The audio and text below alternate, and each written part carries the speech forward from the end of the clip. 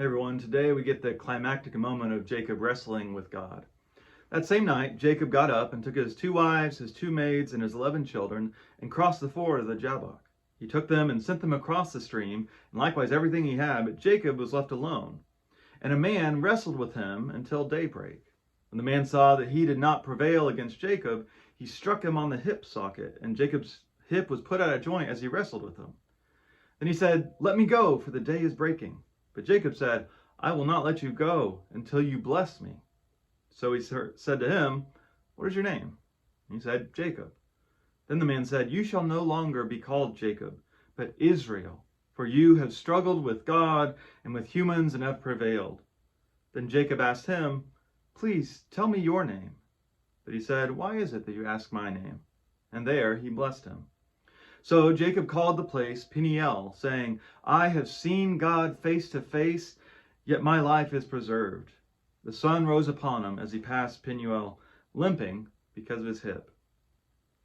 It's definitely my favorite story in Genesis, one of my favorite stories in all of Scripture. And here we have cowardly Jacob, who is expecting to meet his brother Esau soon. And we see him even sending his family and all this stuff ahead of himself, right? He's going to come up behind and maybe survive. But as he's waiting on Esau, he meets someone else. He ends up wrestling with this mysterious stranger. And whoever it is, Jacob sees it as God. And so that's how we will too. Jacob wrestling with God, I think, is just a perfect metaphor for his entire life. Right? He's fighting to try and get God's blessing when he could have just accepted it the whole time. Now you wonder in this story, why doesn't God just overpower him? Is Jacob just that good? Isn't God more powerful than humanity? I think what we're seeing here is that God doesn't force his way on us. God struggles with us. Although God may leave us limping if we don't stop fighting. God's solution here is to give Jacob a new name, the name of Israel. Jacob, as we mentioned earlier, means literally heel grabber. It means deceiver, kind of like backstabber in our language. I doubt Jacob liked that name. And so we get this name Israel, which is also still a little ambiguous. Right? Is he overcome against God and humans?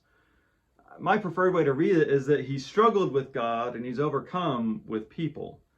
Because I don't think that Jacob really has overcome God through this. Really, they're kind of at a stalemate at this moment in this wrestling match, but also in his life. And so what that means is that Israel, as the people that we find all through Scripture, are defined by their continual struggle with God. And I think wrestling or struggling is a pretty good metaphor for our relationship with God too. Because it's not easily settled. It's not something you just win. It's not something that you figure out. Instead, we spend our whole life struggling with Scripture, struggling with the tragedies that we face, struggling with what God's nature is actually like. But that struggle is where we see God face to face. "I won't let you go until you bless me." Can you say those words to God today? I don't know where you're at. But if you feel like you're about to give up, to tap out, can you stay in the fight and find the blessing that comes when we don't stop wrestling with God?